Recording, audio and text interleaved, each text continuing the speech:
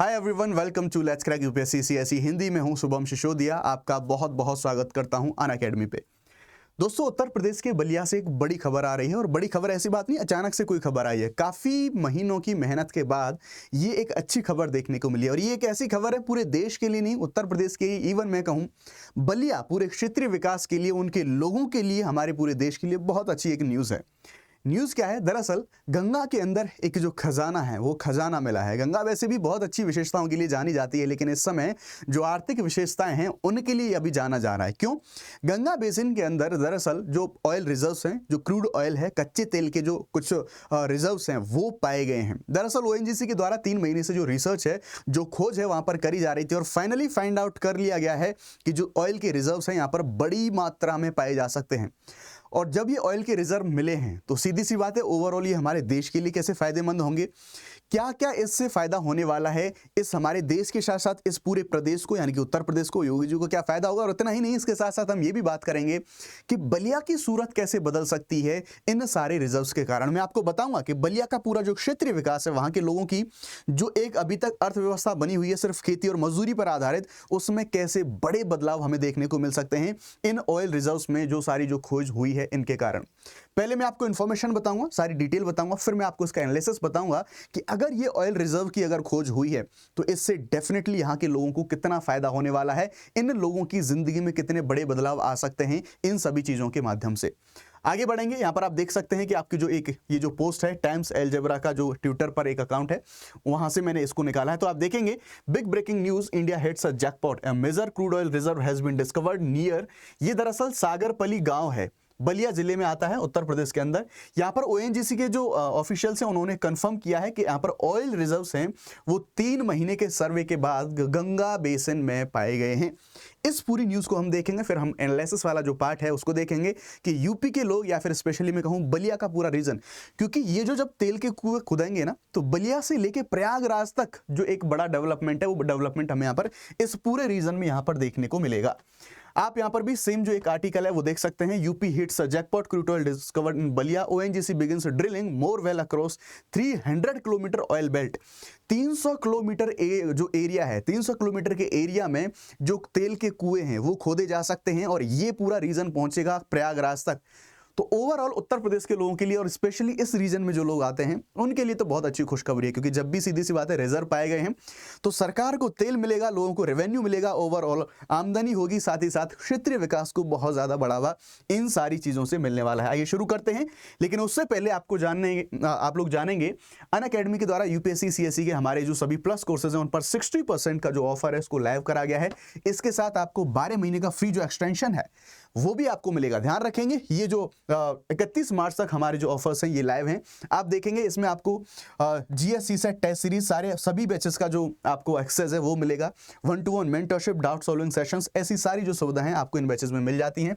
लेकिन ध्यान रखना दोस्तों, इन सभी फायदों को उठाने के लिए आपको शुभ 50 कोर्स परचेस करते टाइम ये कोड लगाना होगा, इससे आप मैक्सिमम डिस्काउंट पा सकते हैं।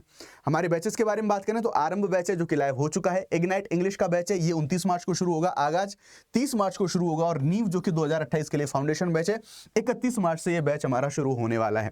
जो लोग यूपीएससी सीएसई एग्जाम 2025 दे रहे हैं उनके लिए हमारा क्रैश कोर्स अवेलेबल है 9,999 में, आप इसे अवेल कर सकते हैं। सभी कोर्सेज की डिटेल आपको मिल जाएंगी इसी वीडियो के डिस्क्रिप्शन में। चलिए जी शुरुआत करते हैं। अब हम इस पूरे मामले की जांच का मतलब जो इन्फॉर्मेशन है उसके बारे में बात करेंगे, फिर इसका एनालिसिस हम यहाँ पर देख रहे होंगे। बलिया जिला उत्तर प्रदेश के अंदर और जो गांव है सागरपाली गांव, इस गांव के पास एक कच्चे तेल का जो एक बहुत बड़ा भंडार है वो भंडार खोजा गया है। यहाँ पर दरअसल ओएनजीसी जो कंपनी सरकार की, oil and natural gas corporation, इसने अन्वेषण कार्य शुरू कर दिया है, यानी कि इसने यहाँ पर खुदाई का काम शुरू कर दिया है। खोज तो ऑलरेडी अब हो चुकी है। अब ये ऐसी बात नहीं है कि यहाँ पर ये अभी अचानक से खोज हुई हो, दरअसल ओएनजीसी के द्वारा 3 महीने से ऐसी कोशिशें यहाँ पर करी जा रही हैं। लेकिन आप एक संयोग की बात देखिए, ये जिस गांव में ये जो खोज हुई है, ये चित्तू पांडे जो कि स्वतंत्रता सेनानी है, काफी ज्यादा जाने जाते हैं। आप लोग अगर किसी एग्जामिनेशन की तैयारी कर रहे होंगे तो आपको पता भी है, यूपीएससी का या फिर कोई भी आप एग्जाम की तैयारी कर रहे होंगे तो आपको पता होगा चित्तू पांडे के योगदान के बारे में। तो ये जो तेल भंडार है, स्वतंत्रता सेनानी चित्तू पांडे के परिवार की जो जमीन है, उन्हीं के खेतों पर, उन्हीं की जमीन के ऊपर ये जो भंडार है वो भंडार मिले हैं। अब फायदा उनको भी होगा, सभी को होगा, ठीक है, जिससे बड़े पैमाने पर खुदाई और जो भूमि अधिग्रहण है इसकी संभावना बढ़ गई है। यानी कि सीधी बात है, ये सरकारी कंपनी ओएनजीसी, तो सीधी सी बात है सरकार इसका एक्विजिशन करेगी, इस जमीन को लेगी और डेफिनेटली जिन लोगों से जमीन ली जाएगी उन लोगों को वापस भी डेफिनेटली कुछ ना कुछ, यानी कि जो क्षतिपूर्ति है, जो कंपनसेशन है, मुआवजे जैसी चीजें हैं या फिर इसका जो किराया है, वो सारी चीजें उन लोगों को मिलेंगी। ओएनजीसी जो ऑफिशियल्स हैं उन्होंने कहा है कि यदि ये खुदाई सफल होती है तो 300 किलोमीटर के तेल क्षेत्र में अन्य जो पहचाने गए स्थान हैं उन पर और भी कुएं खोदे जाएंगे। ये कोई छोटा मोटा रीजन नहीं है, 300 किलोमीटर, और ये जो पूरा रीजन है ये प्रयागराज तक फैला हुआ है। ऐसे 300 किलोमीटर के रीजन में ऐसे बहुत सारे कुएं खोदे जाएंगे जहां पर तेल की जो पहचान करी गई या फिर जहां पर संभावना है कि यहां पर भी तेल पाया जा सकता है। तो इस तरह से जो पूरा प्रोग्राम है आगे के लिए चलने वाला है। अब ये जो पूरा रीजन है, बलिया का जो सागरपल्ली है वहां से लेकर प्रयागराज तक, जो एग्जैक्टली अगर बात करें तो फाफा मऊ प्रयागराज का, वहां तक ये फैला हुआ है जैसे मैंने आपको बताया। तो चित्तू पांडे जी का इमेज ये है, आप लोग देख सकते हैं, पहचान सकते हैं। ओएनजीसी ने गंगा बेसिन में 3 महीने का जो व्यापक सर्वेक्षण है, इसके बाद में 3000 मीटर की गहराई पर बलिया में कच्चे तेल की उपस्थिति की पुष्टि करी है। तो ये गहराई आप देख सकते हैं, 3000 मीटर की गहराई में ये जो ऑयल रिजर्व्स हैं, ये ऑयल रिजर्व्स पाए गए हैं। अब कुआं बना के यहां पर इन तेलों को निकाला जाएगा। ये खोज स्वतंत्रता सेनानी चित्तू पांडे के परिवार की जमीन पर हुई है। ओएनजीसी ने इस भूमि के 6 एकड़ से ज्यादा हिस्से को 3 साल के लिए लीज पर ले लिया है ऑलरेडी। अब 3 साल के लिए लीज पर तो इसको ले लिया है, इसके बदले में जो चित्तू पांडे जी हैं उनके परिवार को हर साल 10 लाख का जो किराया है, ये किराया उन लोगों को दिया जाएगा जो जमीन इनसे ली गई है। अब जहां जहां तेल मिलेगा सब लोगों को किराया भी मिलेगा, सिंपल सी बात है। और जब तेल निकलेगा, आप जानते हैं जब तेल निकलता है तो उन रीजन्स में साथ ही साथ इनका शोधन नियर बाई जितनी भी रिफाइनरीज हैं वहां पर, या फिर सीधी सी बात है इंडस्ट्रियल जो डेवलपमेंट है यहाँ पर हमें देखने की संभावनाएं बहुत ज्यादा मिलेंगी, लोगों को रोजगार जैसी सुविधाएं बहुत ज्यादा मिलेंगी। उस एनालिसिस पर हम लोग अभी आएंगे। खुदाई की प्रक्रिया और भविष्य की योजनाएं क्या हैं इस बारे में तो हम देखेंगे कि तेल की खुदाई पहले से ही शुरू हो चुकी है ऑलरेडी, जैसा मैंने बताया। इसमें प्रतिदिन 25,000 लीटर पानी की आवश्यकता पड़ेगी। तो डेफिनेटली ये तो, हालांकि आप एक इमेज देख रहे हैं, ये एक ऑफशोर जो तेल निकाला जाता है, यानी कि समंदर के अंदर पानी में गहराई में अंदर निकाला जाता है, वहां का इमेज है। तो सीधी सी बात है, यहाँ पर हम देखेंगे कि इसके लिए पानी की काफी ज्यादा आवश्यकता होगी इस तेल को निकालने के लिए। यह प्रक्रिया अप्रैल 2025 तक पूरी होने की उम्मीद है। ओएनजीसी अधिकारियों का यह कहना है कि यदि ये खुदाई सफल रहती है तो 300 किलोमीटर के इस कच्चे तेल क्षेत्र में अन्य पहचाने गए स्थानों पर और भी कुएं खोदे जाएंगे। और ये रीजन कितना है? ये रीजन है लगभग 300 किलोमीटर का रीजन, इलाहाबाद तक जा रहा है पूरा का पूरा मामला। तो सीधी सी बात है, पूरे एरिया का डेवलपमेंट होने की संभावना काफी ज्यादा है। अब आते हैं इसके एनालिटिकल पार्ट पर, यानी कि ठीक है ये तेल के कुएं तो मिल गए, ये तेल का जो खजाना है, भंडार है, वो भी मिल गए, लेकिन इसके इंपैक्ट क्या क्या होंगे, इसके फायदे क्या क्या होने वाले हैं, आइए उनके बारे में बात करते हैं। तो देखो जी, अगर ये तेल भंडार व्यावसायिक रूप से लाभकारी साबित होता है तो ओएनजीसी और ज्यादा भूमि का एक्विजिशन करेगी और किसानों को और अधिक कीमतों पर जो मुआवजा है वो मुआवजा मिल सकता है। मुआवजे की ताकत बहुत ज्यादा होती है, आप लोगों को पता है। नोएडा वाले पूरे रीजन में जो रोड के लिए मुआवजा लिया गया है, लोगों की कंडीशन कैसी हो चुकी है वहां पे, ठीक है, मतलब अमीर हो चुके हैं बहुत ज्यादा। तो चित्तू पांडे के जो वंशज हैं नील पांडे, उनके द्वारा ये पुष्टि करी गई है कि ओएनजीसी के साथ 3 साल का पट्टा उन्होंने समझौता किया है, जिसमें 1 साल के विस्तार का विकल्प भी शामिल है, यानी कि 3 साल का उन्होंने किया, उसे 1 साल और बढ़ाया जा सकता है।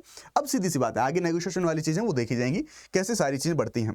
इस खोज से बलिया का आर्थिक परिदृश्य बदल सकता है और इसे उभरते हुए तेल केंद्र के रूप में विकसित यहां पे किया जा सकता है। अब हम बात करें भारत के कच्चे तेल भंडार और जो ओएनजीसी है हमारा, ये जो कंपनी है गवर्नमेंट की, इसकी क्या भूमिका है, क्या इसका रोल रहता है, क्योंकि यहां पर भी अभी जो बलिया के अंदर जो खोज हुई है वहां पर भी इसी कंपनी का रोल हमें देखने को मिलेगा। तो देखो ये डेटा है अप्रैल 2021 तक का। भारत के कच्चे तेल के अनुमानित भंडार 587.335 मिलियन मीट्रिक टन थे, जिसमें प्रमुख भंडार पश्चिमी अपतटीय क्षेत्र असम और गुजरात में स्थित है। यानी कि इसी रीजन से हमारे यहाँ पर जो कच्चा तेल है वो कच्चा तेल यहाँ पर निकाला जाता है। 1956 में ओएनजीसी की स्थापना हुई, भारत की तेल खोज परियोजनाओं का नेतृत्व कर रही है तब से, और मुंबई हाई जैसे प्रमुख तेल क्षेत्रों की खोज कर चुकी है, जो कि देश का सबसे बड़ा तेल क्षेत्र है। तो आप लोग जानते हैं Mumbai high is very famous for crude oil reserve, काफी ज्यादा फेमस है, यानी कि ऐसे बड़े तेल क्षेत्रों का भी जो पहचान है, जो खोज है, वो ओएनजीसी के द्वारा ही करी गई है। 2024 में ओएनजीसी ने अपनी जो रणनीति के तहत घरेलू उत्पादन बढ़ाने और आयात निर्भरता को कम करने के लिए 5 नए तेल और गैस भंडारों की खोज करी है। गैस यानी कि हम यहाँ पर प्राकृतिक गैस के बारे में बात कर रहे हैं। तो आप लोग जानते हैं ऑयल हमारे लिए काफी ज्यादा, यानी कि क्रूड ऑयल है, ओवरऑल उसका इंपैक्ट बहुत ज्यादा पड़ता है। क्योंकि अभी जो ज़्यादातर ऑयल है हम लोग इंपोर्ट करते हैं। जब ऑयल इंपोर्ट करते हैं तो दूसरे देशों के ऊपर हमारी निर्भरता बहुत ज़्यादा रहती है, तो वो हमसे नेगोशिएशंस अपनी कंडीशन पे करते हैं। तो जब हमारे पास, अभी मैं आपको ये भी बताऊंगा, अगर हमारे पास ऑयल की रिजर्व हैं, अगर ऑयल के रिजर्व सफिशिएंट हमारे पास होते हैं तो उनका क्या बड़ा इंपैक्ट हमें देखने को मिलेगा, इकोनॉमिकली, स्ट्रेटेजिकली, रणनीतिक हर रूप से जो फायदे हैं वो फायदे मैं आपको बताऊंगा। अब जो बलिया की ये खोज हुई है, भारत की ऊर्जा खोज क्षमता को ये उजागर करती है और देश की ऊर्जा क्षेत्र में नए अवसर लेके आ सकती है। डेफिनेटली अगर हमें कुछ रिजर्व्स मिल रहे हैं तो कहीं ना कहीं बड़े स्तर पर ये हर तरीके से हमें, हर क्षेत्र में जो सपोर्ट है वो हमें सपोर्ट ये करने वाले हैं। अब मैं आपसे बात करना चाहता हूं इस बारे में कि यदि मान लीजिए हमारे पास बड़े कुछ ऑयल रिजर्व्स या फिर कुछ ऑयल रिजर्व्स की हमारे पास खोज होती है, तेल के भंडार अगर हमारे पास होते हैं तो इनके क्या क्या लाभ हमें हो सकते हैं, पूरे हम बड़े स्तर पर इसको देखेंगे। एक बड़ी पिक्चर, बड़ी इमेज हम बनाने की यहाँ पर कोशिश करेंगे कि आर्थिक रूप से, रणनीतिक रूप से, पर्यावरणीय रूप से, हर क्षेत्र से विकास के रूप में क्या क्या फायदे हमें हो सकते हैं अगर ऐसे ऑयल के रिजर्व्स अगर हमें मिलते हैं, या फिर हमारे पास अगर निर्भरता अगर जो है वो कम हो जाती है तेल की। तो देखो, सबसे पहली बात तो ये है कि ऑयल किस चीज के लिए काम आता है, हमारे एनर्जी रिसोर्सेज हैं बहुत बड़े, तो एनर्जी की जो सुरक्षा, एनर्जी जो ऊर्जा सुरक्षा है वो हमें मिलती है अगर ऑयल के रिजर्व्स हमें मिलते हैं ज्यादा। तो तेल भंडार जो है किसी भी देश की ऊर्जा सुरक्षा को मजबूत करते हैं, ये सुनिश्चित करते हैं कि ऊर्जा आपूर्ति में व्यवधान होने पर भी देश की अर्थव्यवस्था चलती रहे। यानी कि अगर मान लीजिए अभी आज के टाइम पर हम इंपोर्ट कर रहे हैं ज्यादातर ऑयल, और अगर मान लीजिए कोई भी, कैसे भी विश्व के किसी भी कोने में कोई समस्या आती है तो ऑयल इंपोर्ट करने, ऑयल पर सबसे पहले इंपैक्ट पड़ता है उन चीजों का। जैसे अभी आप रिसेंटली कुछ डेवलपमेंट्स में देखेंगे, मान लीजिए रूस यूक्रेन की लड़ाई हो रही है, इधर आपका वेस्ट में जो सारी समस्याएं चल रही हैं, तो मिडिल ईस्ट में जो समस्याएं चल रही हैं, इनके बारे में हम देखें तो जब भी दुनिया में कोई समस्या होती है तो ऑयल के ऊपर उसका इंपैक्ट सबसे ज्यादा आता है, चाहे कीमतों के बारे में बात करें, चाहे अवेलेबिलिटी के बारे में बात करी जाए। तो अगर वहां से जो हमारी आपूर्ति है वो बाधित होती है तो हमारे पास अगर रिजर्व्स हैं तो उनका इस्तेमाल हम कर सकते हैं, जो निर्भरता है हमारी वो कम रहेगी ऐसी कंडीशंस में। साथ ही ये आयात पर निर्भरता को कम करता है, जिससे विदेशी मुद्रा की बचत होती है। यानी कि सिंपल सी बात है, विदेशों से जो हम ऑयल मंगा रहे हैं उसके लिए हमें डॉलर्स में जो पेमेंट है वो पेमेंट करने पड़ते हैं, तो जो विदेशी मुद्रा है उसके ऊपर हमारी निर्भरता कम हो जाती है। एक बड़ी समस्या है जो यहाँ पर हम डॉलराइजेशन के बारे में बात कर रहे होते हैं, वो भी एक समस्या हमें यहाँ पर देखने को मिलती है। दूसरा, इकोनॉमिक स्टेबिलिटी हमें यहाँ पर देखने को मिलती है, यानी कि आर्थिक स्थिरता। तो हम देखेंगे तेल की कीमतों में उतार चढ़ाव से अर्थव्यवस्था पर बुरा असर पड़ता है। तेल भंडार कीमतों को स्थिर रखने में मदद करते हैं, जिससे आर्थिक स्थिरता बनी रहती है। यानी कि इकोनॉमी में जो अप्स एंड डाउन्स चलते रहते हैं, ये अगर हमारे पास सफिशिएंट ऑयल रिजर्व हैं, क्योंकि मैंने कहा ना, ऑयल रिजर्व जो होते हैं या फिर जो ऑयल की कीमतें हैं या फिर ओवरऑल जो ऑयल का इंपैक्ट है वो पूरे देश की अर्थव्यवस्था पर बहुत बड़ी मात्रा में पड़ता है। तो हमारे पास रिजर्व हैं तो हमारी इकोनॉमिकली स्टेबिलिटी अच्छी बनी रह सकती है। इनके कारण घरेलू तेल उत्पादन से जो रोजगार के अवसर हैं, रोजगार के अवसर बढ़ते हैं। जैसा मैंने अभी बताया, जैसे बलिया में मान लो ये खोज हुई है तो डेफिनेटली उस पूरे रीजन के लोगों को काम मिलेगा, रोजगार मिलेंगे डायरेक्ट और इनडायरेक्ट तरीके से। और जो संबंधित यानी कि इससे रिलेटेड भी उद्योग हैं, मान लीजिए बाहर से लोग आएंगे, वो लोग वहां पर रहेंगे, उन लोगों के जो जीवन की आवश्यकता है उनके लिए अलग अलग चीजों की जरूरत पड़ेगी। तो ओवरऑल वहां का जो डेवलपमेंट है, ओवरऑल जो एम्प्लॉयमेंट का जनरेशन है वो हमें वहां पे देखने को मिल रहा होगा। तेल संबंधित उद्योगों से टैक्स के रूप में, यानी कि गवर्नमेंट को भी रेवेन्यू है, गवर्नमेंट को रेवेन्यू मिलेगा डेफिनेटली। तो सीधी सी बात है, बड़ी मात्रा में सरकार को भी जो धन है वो धन प्राप्त होगा। ये भंडार, जो तेल के भंडार है, वो पेट्रोकेमिकल उद्योगों और अन्य कई ऊर्जा गहन उद्योगों के विकास को बढ़ावा देते हैं। यानी कि तेल को मैं ये कह सकता हूं कि एक आधारभूत जो उद्योग है वो बन सकता है। इसी के ऊपर बहुत सारे आगे की जो इंडस्ट्रीज हैं वो डेवलप, जो वो इसी के ऊपर बेस्ड होती हैं। तो वो भी एक जो फायदे हैं वो हमें देखने को मिलेंगे इसके। अब ये तो हमने बात करी सिर्फ आर्थिक, यानी कि आर्थिक पहलुओं के बारे में। अब हम बात कर लेते हैं कुछ हमारे जो रणनीतिक लाभ हैं, इसके जो रणनीतिक लाभ हो सकते हैं। तो देखो, राष्ट्रीय सुरक्षा यानी कि नेशनल सिक्योरिटी के लिए बहुत ज्यादा जरूरी हो जाते हैं। तेल भंडार राष्ट्रीय सुरक्षा के लिए महत्वपूर्ण है, खासकर युद्ध या संकट की स्थिति में। जैसा मैंने अभी बताया कि जैसे रूस यूक्रेन में कोई समस्या चल रही है तो तेल की आपूर्ति अगर नहीं है, तो अगर हमारे पास अब ऑलरेडी रिजर्व्स हैं तो हमें उनके ऊपर निर्भर नहीं रहना पड़ेगा। तो इस तरह से हमारी जो राष्ट्रीय सुरक्षा है उसके लिए बहुत ज्यादा महत्वपूर्ण है। या फिर मान लीजिए कल को भगवान ना करे हमारा किसी के साथ युद्ध हो जाए, तो ऐसी कंडीशन में भी हम किसी के ऊपर निर्भर ना रहें, तो हमारे पास एक प्रॉपर रिजर्व रहेगा। ऐसी कंडीशन में ये सारी चीजें जरूरी हो जाती हैं।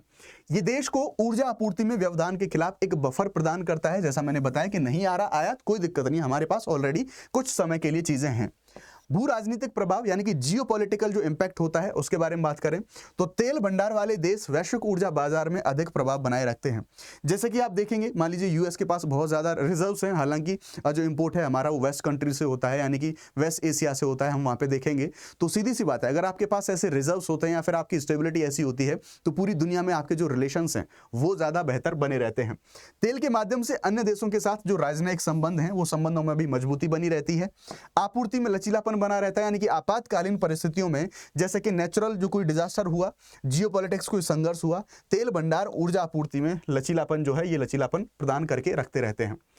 अब इसके कुछ पर्यावरणीय प्रभाव भी होंगे, यानी कि देखिए हर सिक्के के दो पहलू होते हैं।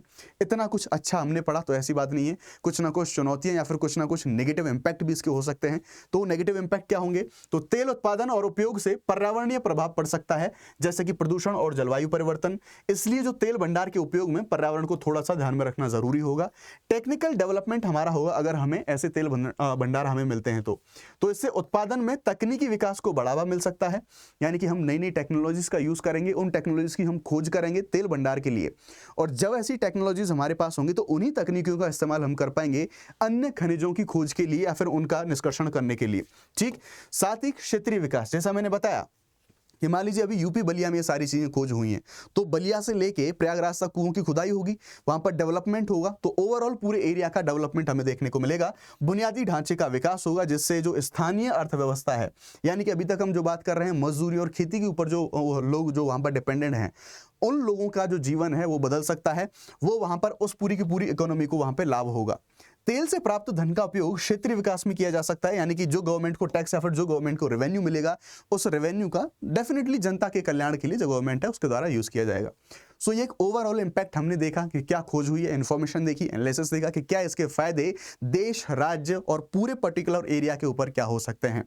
अगर आप उस एरिया से बिलोंग रखते हैं या फिर आप उस एरिया में अगर आ रहे हैं, या फिर ओवरऑल इस इश्यू पर आपका क्या कहना है, आप मुझे कमेंट सेक्शन में जरूर अपनी राय जरूर दें। Thank you very much. जय हिंद, bye bye, let's crack it.